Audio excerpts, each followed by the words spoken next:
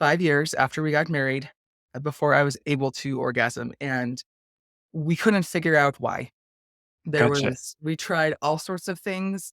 And so we were both getting all of these messages of you're doing it wrong and how he's being a bad husband or I'm broken or things like that. And so it was hard on our intimate relationship when we had such a wonderful intimate relationship, but there was this one big thing that was missing and we weren't sure how to achieve it.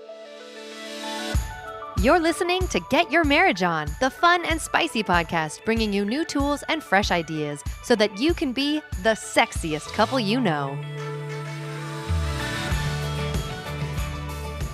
Hey everyone, thank you for being here and listening to the Get Your Marriage On podcast. Mutual pleasure is an important ingredient of a good sexual relationship, and the pleasure we get from sex facilitates the bonding, joy, healing, and everything else that makes sex way more fun.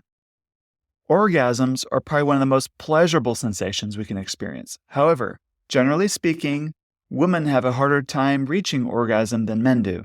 And there are many theories as to why that's the case, and it can be really distressing for a woman who wants to experience an orgasm, yet they struggle to get there. Many people forget that reaching an orgasm is a learned behavior. It's not as effortless as it seems like from movies or magazines.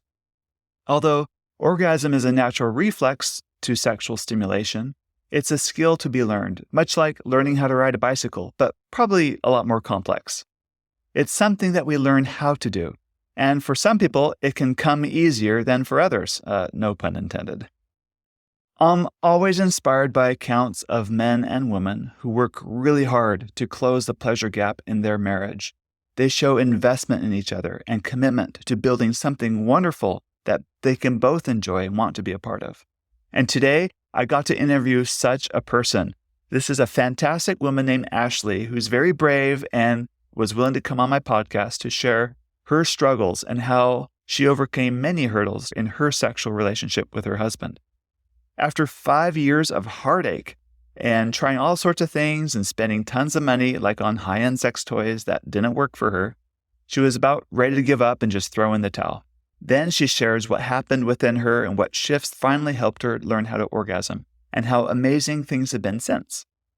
Before you meet Ashley, let me express a few things. First is how grateful my team and I are for the fantastic response we've had for our 14 Days of Sextimony Challenge this year.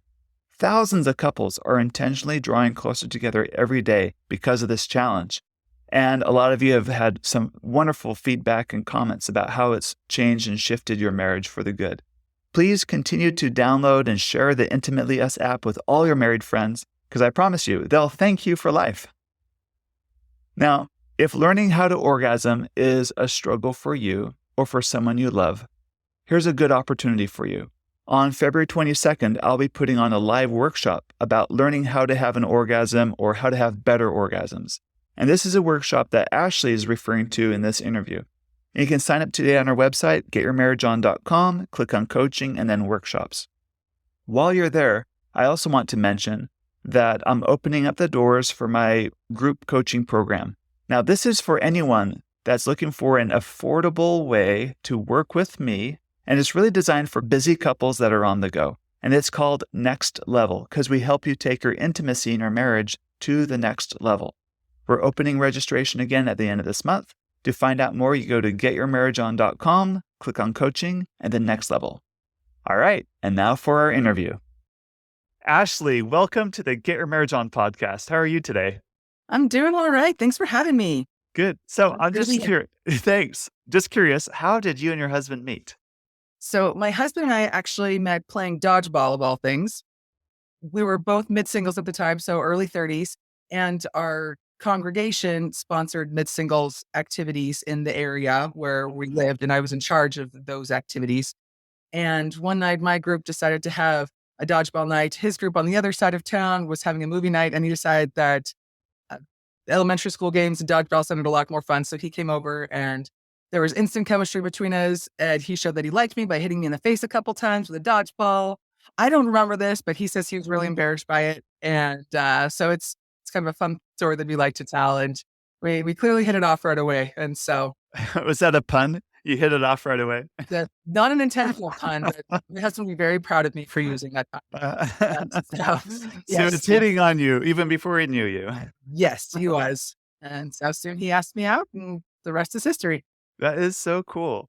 Now tell me about early on in your marriage. What were some of the struggles you faced? So I was a second marriage for my husband. He was my first, and he had kids from a previous marriage. So there was definitely that dynamic of having kind of this blended family.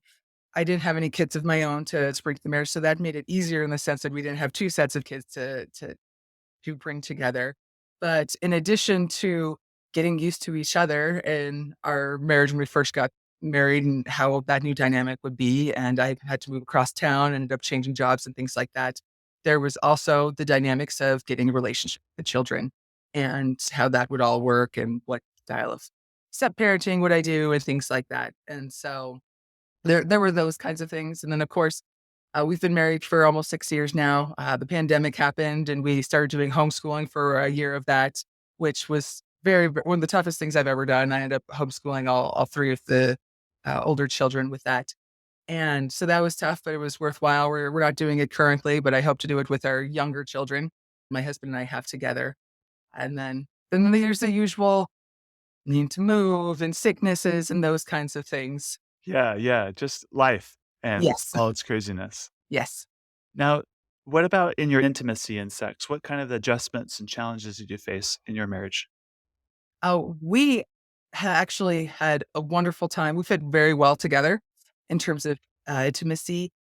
Both of our top love languages is physical. And so for us, we were very enthusiastic about being able to learn this new landscape with each other and just really enjoy our intimate time together. And we had a wonderful time doing that. He's a very uh, sensitive and loving and caring individual.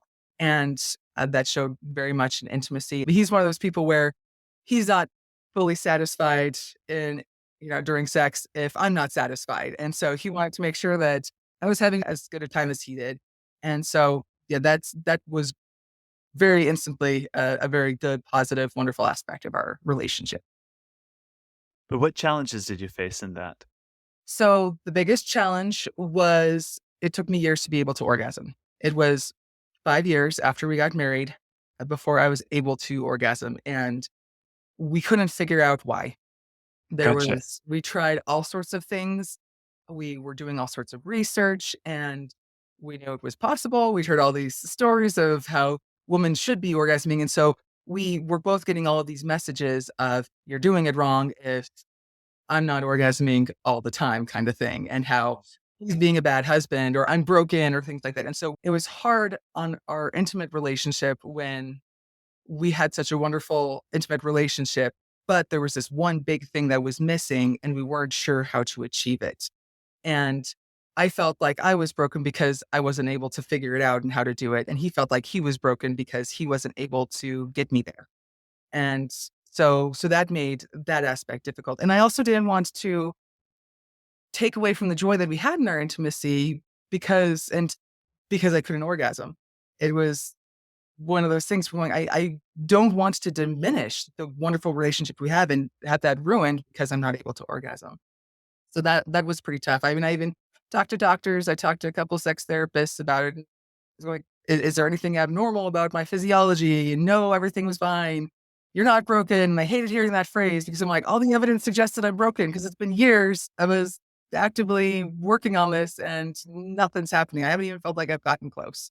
That is frustrating. Like, Yes. the whole "I'm not broken" message Mhm. was probably, reinforcing this idea that, no, something isn't working. So, Yes. gotcha.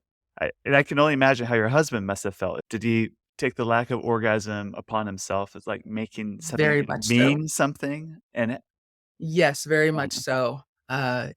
He felt like it was his fault. I felt like it was my fault. And it became a very raw topic for us Mhm. both, especially because we knew that each other felt so strongly that it was our own fault. If we talked about it, then it just ended up making each other feel bad. So was it the And topic that got avoided then? yes, very much so, especially by me. I especially avoided it. He tried to talk about it more often, trying to figure out ways. he was so sweet. He was trying to do research on what could happen in vibrators specifically for women who have trouble orgasming. And he would get these vibrators and these devices, and none of them would ever work for me. And we'd read these books and they would say, oh, this is how you do it. Especially my biggest thing is they would say, everything that I would read would say, masturbation is key. You need to figure out how to masturbate. And I just don't enjoy masturbation at all. Like, I think maybe because my top love language is physical, it's like trying to give myself a hug. It just doesn't affect why. Whenever I tried, it just felt very clinical and I wasn't enjoying it. I was like, how am I supposed to tell him how to do things and what feels good to me if it doesn't even feel good to me when I'm doing it? It only feels good when he's doing it. Mm, And gotcha. so that was really frustrating to whenever I was doing either of us was doing research, we were getting the message of you need to masturbate, you need to have a machine help you do this. And none of it was working. Hmm. And actually there's a family member of mine where it's the same thing. She's like, yeah, I don't like masturbation at all. And so that's one of my messages to people who are struggling with it. Don't necessarily believe that you have to masturbate to be able to orgasm, because that I think for the people where it doesn't work, it's harmful because it Mm, makes them feel like they are broken, like they can't do it without masturbating, even if it's not pleasurable to them at all. And mm, so it is very much possible without masturbating. And you just need to keep trying different things until you figure out what does work. uh-huh. And so that is one of my messages that you don't have to do that. Well, before we get into hearing what does work, Yeah. I want to know what else did you try that did not work? What other messages did you Uh, read, try that wasn't helpful? Like you so mentioned these high-end vibrators or whatever. yes, the Like, vibrators did not work. And uh-huh, I remember there was one day where I was going, okay, I'm going to try and maybe get myself into this masturbating and things, and reading the instructions on how to use one particular masturbator, one of the ones where they put air on your uh-huh, clitoris and stuff, uh-huh. and it's supposed to be easier on you. And seeing all these comments of other women going, "Oh, I can come in the shower within 5 minutes. This is the most amazing thing ever." And I just was on in tears on the floor Uh, because I was going, this doesn't feel good to me at all. It feels almost like it's hurting. It doesn't, and how am I supposed to get this to work?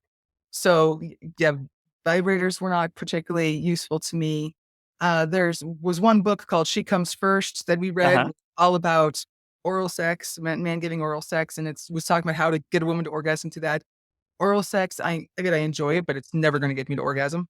mhm, So we do that more of as a general pleasure thing, but that's not what works for me.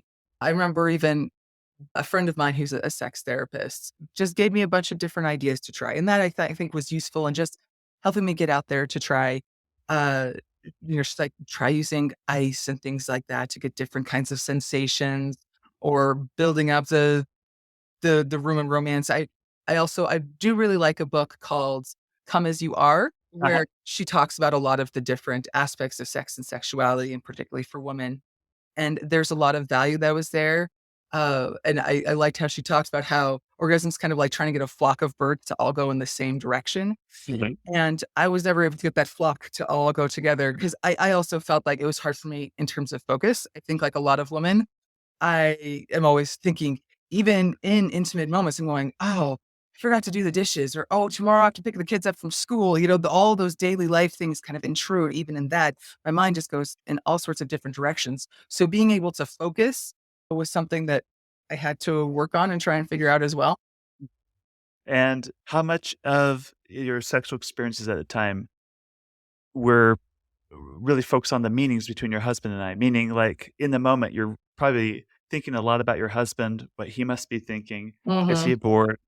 Like, you're trying to manage his feelings through it. Was there a lot of that too? Yes, there was definitely a lot of that as well. Uh-huh, and how does that interfere with your ability to enjoy and receive touch like that? Uh, Especially because I was trying to do all these things. They always say, "Oh, it takes at least 15 minutes of doing this constant thing to get there." And I would get bored after a little while. I go, "Okay, so I'm supposed to wait for this to happen, but I'm kind of done now." Uh-huh, uh-huh, And he was getting so because he's very communicative. I'm very communicative as well. And I think that's a great thing about in our relationship about what does and does not feel good or if we want to move on. And, so there were times where I'm going, "Oh, there were a few times where I felt like I needed to perform to make sure that he knew that I was having a good time instead of being able to just relax and enjoy the sensations gotcha. of what was happening." And so Yeah, you got to relax, and it's hard to Yes. relax when you think about that. Now, Yes. you had this one magical weekend when everything changed. Can Yes. you tell us what led up to that, what was going on, and what happened? Yes. So this was right as, I was feeling the most down about my ability to orgasm. I was at the point of just being ready to give up of like, no, it's never going to happen. I'm not going to worry about it. I'm just not going to worry about orgasming at all. And so I actually took one of your seminars about orgasming and learning about that. And so we had some conversations as well. And then one of the things, and I should also note as background to this, my husband and I have been going through a trial that has been quite frankly hellish for the past couple of years. And this was at one of the peaks of that trials. And so I was going, one of the other things is you need to get your entire life all centered around so that you can feel good. And so another message is even when life is crap and there's terrible things going on, you can still get there. You can still orgasm. You can still have an intimate relationship with your spouse because some awful things were truly going on at that time. Mhm. Uh, but one of the things that you'd suggested and others suggested as well was romance novels and erotic fiction.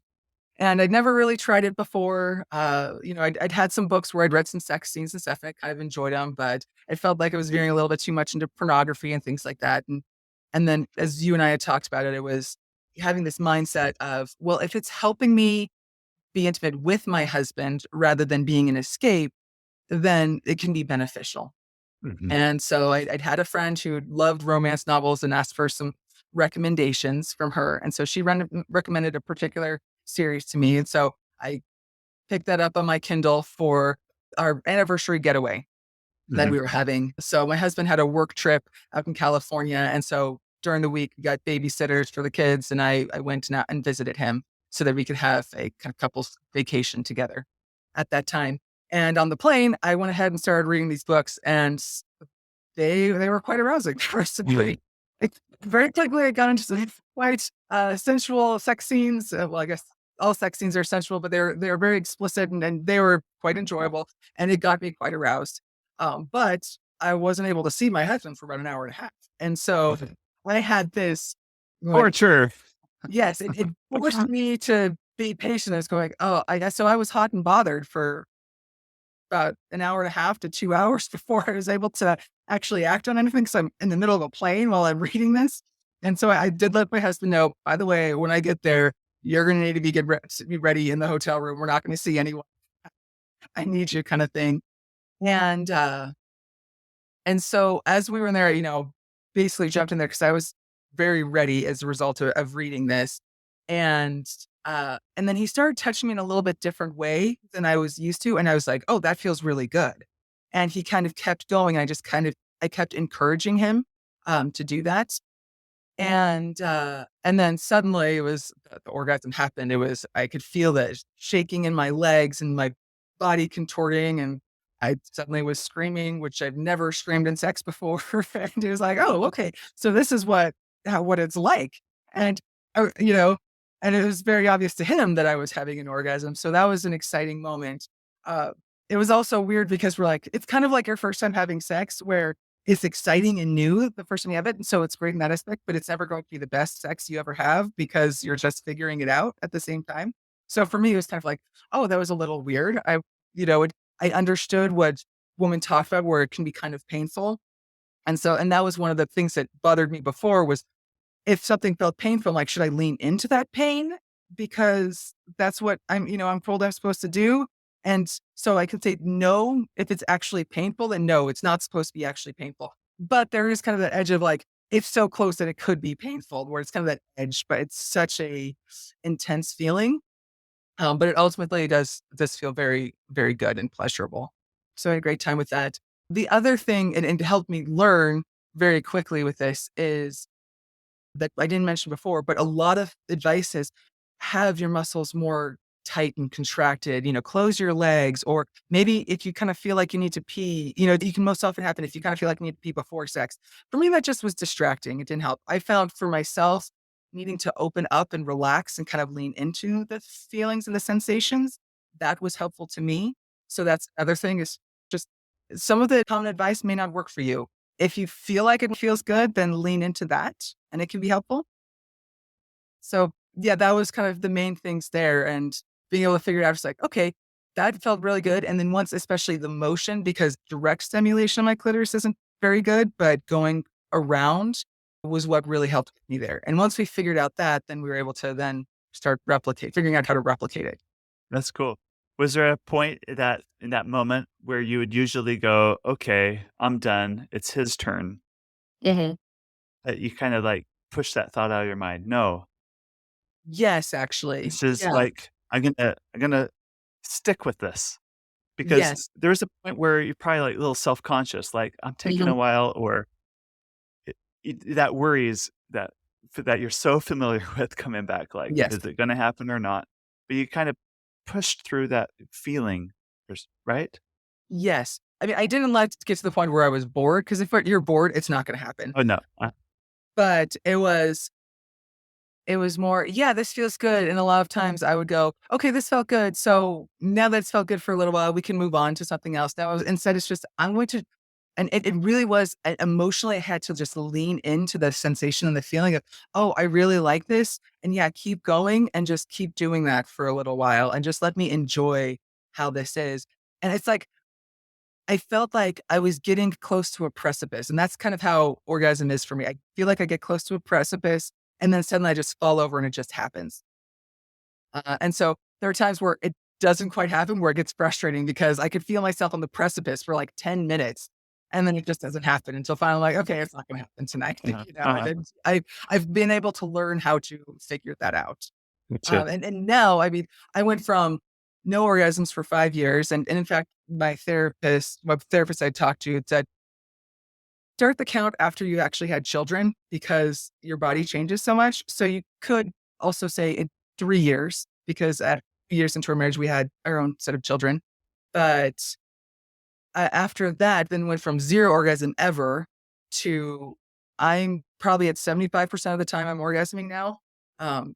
Within a month, I was getting to like 50% of the time because once we were able to figure out the pieces that worked for us, then we were able to do it consistently. Gotcha. What has that done for your marriage? So our marriage has always been strong. It's always been wonderful. In terms of our sex life, it has reinvigorated our sex life. Not that our sex life had gone, all stale before, but we weren't having sex quite as much. It had gone down from, an average of 3 times a week to more like once or twice a week. So this was one of those things where, oh, now we can experiment a little bit more. There's this new landscape to discover. And so that has really helped. And so it's helped us, and also figuring out what does not work, then it's helped us be able to get more into a groove of an enriching, happy sex life. And so That's great. that's been great. Just curious, does your husband read those steamy romance novels with you now? He does not. And in fact, I don't need them anymore. Oh, I found, ah, that's an important point. Let's talk yes, about that. Uh-huh. yes. So the first few times I did it to help get me in the mood of the mindset and help me focus on it. Uh, and so that's been great. And sometimes I would still do it just to kind of enjoy it. And kind of, I know I'd like to have, sex this afternoon during nap time or something. So then I'll read it to kind of get in the mood a little bit and to help me focus, especially if it's a day where I feel like my mind's scattered. But because we were able to quickly figure out from there what physically worked in terms of what motions that he would do to get me there, then we didn't need him as much. And the other thing is I've just found that most of the erotica and romance novels don't really fit with my values. That first set, it was very steamy, but I was like, it also was kind of misogynistic in the way the stories were told. And so I didn't really like that. Or, things like that. And then I even tried some erotica where it was supposed to be about married life. And I just was rolling my eyes. I'm like, this isn't very well written. And so I had a hard time with that. And so what I actually did is wrote a couple of my own. So that's what I would recommend, especially if you're not really comfortable reading a lot of the erotica that's out there because it doesn't share your values. Write your own. And and if it's for you alone, you don't have to worry if anyone's rolling their eyes or thinks that it's terrible. This is yours. This is your story. And I was able to write about some of my favorite sex scenes with my husband. And so because it was with him, that I'm like, I could talk more specifically about us and our relationship and things that I like in our intimacy. And then I could write it in a way that I knew I enjoyed the most. And so now if I want to have some sort of erotica to help me, I'm more likely to write a little bit or read one of the stories that I've written. And so that would That's be my recommendation there. what I also think is cool about what you're saying is you could see it for what it is as a tool or as like a bridge to get me to where I want to go. Mhm. Like I'm using this because it's going to help me Mhm. get here. Now you have a lot of tools at your disposal and you're creating your own tools. Like Yes. this is so important for a lot of men and women to understand that Mhm. you can create your own tools that give you that bridge that gap, that desire Yes. gap. And you're Yes. being the author of your own life, of your own stories. You're Yes. directing your own life in that. Exactly. Good. Any other things that your husband did? Like if there's a husband listening to this in a situation like you were in, any advice you'd give husbands of how they can better support their wives? So I think making sure to just be really communicative and open. And then intimacy is one of those things because as a culture and a society, we don't talk about it very much. I think a lot of times when couples get together, it can get hard for them to communicate. They're kind of afraid of that rejection still or not liking what their spouse likes to hear about, certain things about things they do and don't like. So I think making sure that you have open communication as a couple about what both of you do and don't like and just being willing to try different things out and sometimes trying them several times because for me, there was a whole bunch of things that had to come together at once for me to be able to orgasm. And then suddenly after that happened, then we were able to start identifying, okay, what are the truly important things for me to need? I was redoing some of those qualities of, reading the romance novels and having the relaxed vacation, to get it again until we were able to pare back on, okay, what do I really need to be able to make this happen? And then being able to do it more. So now we have other things that are beneficial for the mood, mood lighting, and we have a romantic songs playlist that sometimes we'll play while we're having sex and things like that. So there are things that we can do to help create the mood and environment. And I think being supportive of your spouse and just trying to figure out what she needs and what her own particular needs are, but also don't be so hard on yourself. If you're trying, then it's not necessarily your fault. It's not necessarily your wife's fault. You just haven't found the right circumstances that you as a couple need. Mhm. Great. Cool, cool. And those circumstances will differ from couple to couple too. Absolutely. That's one thing we need to remember. There's no one size fits all solution. Yeah, and I mean, for me, I have 2 family members where it also took them it was 3 years and 5 years before they orgasmed, so I knew it was likely for me they would take years too, Mhm. because it just seems to be a family trait, but they also are both unusual in that they need penetration to be able to orgasm, which is another unusual thing. Mhm. For me, we've only been able to do that once or twice, Mhm. and so, again, it just depends on the couple what they need and what works for most people may not necessarily work for you. And don't be down on yourself if that's the case. Just try different things and eventually you'll figure it out. Ashley, this has been fantastic and phenomenal. Do you have any last tips or advice you'd like to share? So I have pieces of advice in terms of intimacy. One is one I think a lot of couples miss out on. The first one has to do with desire. A lot of times when libidos are not matching and women are going, oh, I don't feel in the mood, or, men sometimes, or things like that. One of the things I've realized even before I got married, was that sex is like exercise. I didn't used to exercise at all. I was out of shape and fairly unhealthy. And then when I started exercising, over time, I realized that even when I wasn't in the mood and I still did it consistently, I found that I felt better. I found that I was more in the mood more often. And even when I really didn't feel like doing it, if I went on my run, that at the end, even if it was a crappy run where I ran for 5 minutes and walked the rest of the time, I still felt better and was glad I did it. And I've realized that about sex, that the more you do it, the more you're going to enjoy it for one, and the better Mhm. you get. But also my mood is irrelevant. I can't tell you how many times my husband and I have been like, we're not really in the mood, but let's go ahead and do it anyway. And at the end, we're so happy that we did. We say, I am so glad we did that. Mhm. So getting started will help get you in the mood. And even if it's not the most phenomenal session, you'll still be glad that you did it 99.9% of the time. And Mhm. so that's one recommendation is just set aside time to have intimacy regularly because it's important to you. It's important to your relationship. The other kind of life hack more that I find to help get me in the mood as well, especially when we're kind of tired or things like that, is we like to play strip love letter. Uh-huh. And so there's a card game called Love Letter, and it's a very quick playing that you can play between couples that every round is like 5 minutes and you go several rounds. And so we'll play around and whoever loses then rolls one of those dice where, their inner thigh or things like that. The winner chooses an article of clothing for the loser to remove, and then the loser rolls a die and does that item to the next person. And that's one of those things that kind of is a slow start, but helps really get things going. And a lot of times we don't even finish the games because we're so, turned on by the end that we just go for it and have a great time. So that's one tip that we have really enjoyed that helps shake things up in our relationship. And so that's just a recommendation for people if you want to try something like that. Make it a game. I love it. Yes. That's great. Thank you very much, Ashley.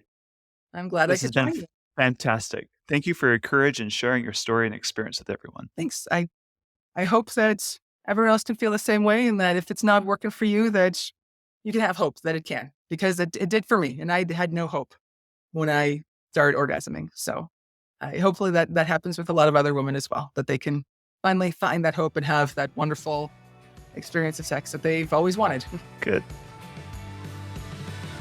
We hope that you enjoyed this episode of Get Your Marriage On. And if you did, we would love it if you would take a few seconds to give us a rating on iTunes and to share the show with your friends. They'll thank you for life.